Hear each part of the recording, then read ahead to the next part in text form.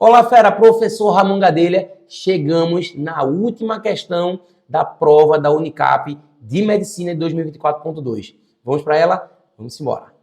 Questão de número 70, é a 10ª questão de Biologia dessa prova.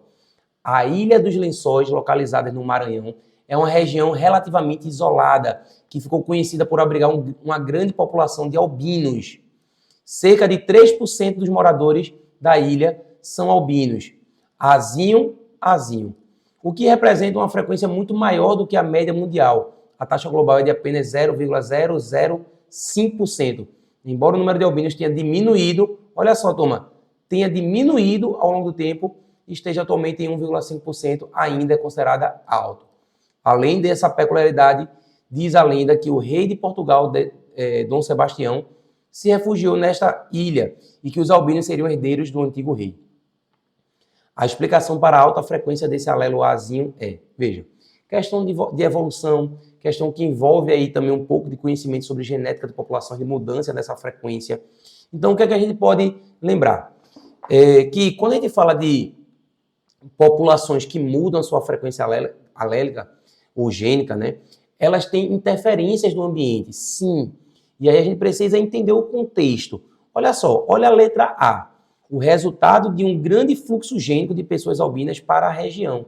Não, ele fala que é uma região onde você tem ali, ela é uma região relativamente isolada, então você não teve ali um grande fluxo gênico. A questão não traz informações que sustente a gente acreditar nesse grande fluxo gênico. Ou seja, imagine muitos albinos chegando nessa ilha. Isso não foi o caso, não é isso que traz o texto. Tá? Então, não pode ser a letra A. A letra B, a deriva genética com um forte gargalo genético na população, combinado com o isolamento geográfico e cultural. Opa, item interessante. O que é a deriva genética, Armand? São eventos ao acaso que, de alguma forma, acabam mudando a frequência gênica daquela população. Evento ao acaso esse que, na questão, não deixa muito claro, mas que, de alguma forma, influenciou, pode ter influenciado nesse percentual alto comparado à população mundial de albinos nessa ilha. Ramon, dá um exemplo de uma deriva gênica. Imagine um incêndio em uma floresta. Isso pode afetar drasticamente a frequência gênica naquele local.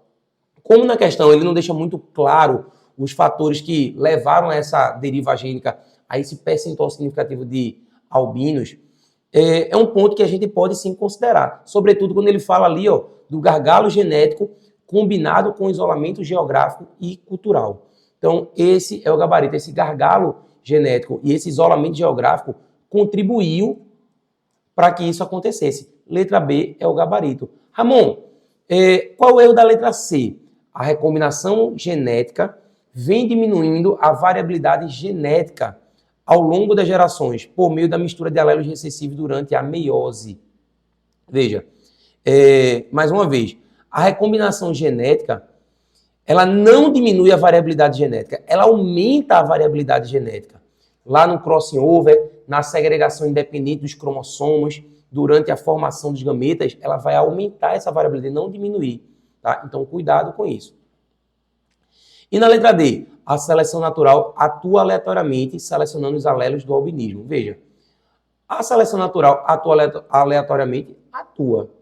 Só que veja que, se ela tivesse favorecendo de alguma forma esse alto percentual, a gente teria um aumento, né, ao longo do tempo na frequência desse gene. E não é o caso. Ele saiu de 3% para 1%. Então, a gente não pode considerar a seleção natural como um fator que venha fixado esse